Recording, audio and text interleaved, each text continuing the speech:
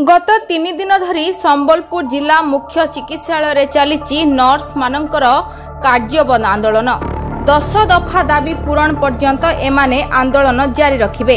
दाबी पूरण पाई नर्स माने सकाळु संज जिला मुख्य चिकित्सालय परिसर रे बसी रही धारणा देउचंती। देखंतु विजुअल आ चिंता करंतु हॉस्पिटल भितरे केमिति चली नर्स मानक धारणा कार्यक्रम।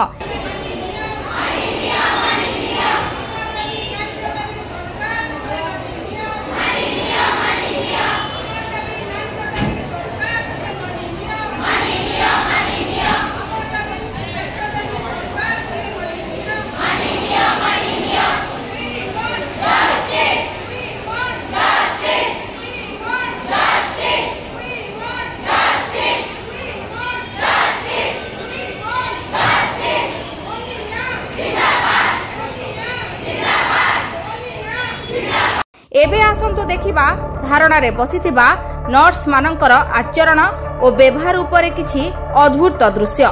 एबे आपण जे दृश्य देखुचंती ये हेउची सेही स्थान जेउठी नर्स माने धारणा देथिले। संध्यारे आमे जेतबेले सेही स्थान को जाइथिलु दृश्य देखि आम मुंड भी खराब होई जाइतिला।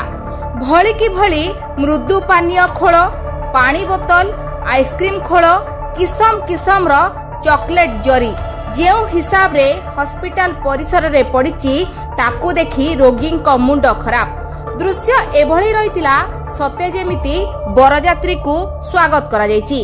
एभଳି दृश्य देखि केही बुद्धिजीवी कहूतिले हॉस्पिटल परिसर भितरे नर्स मानकू धारणा देबा पई अनुमति देला किए।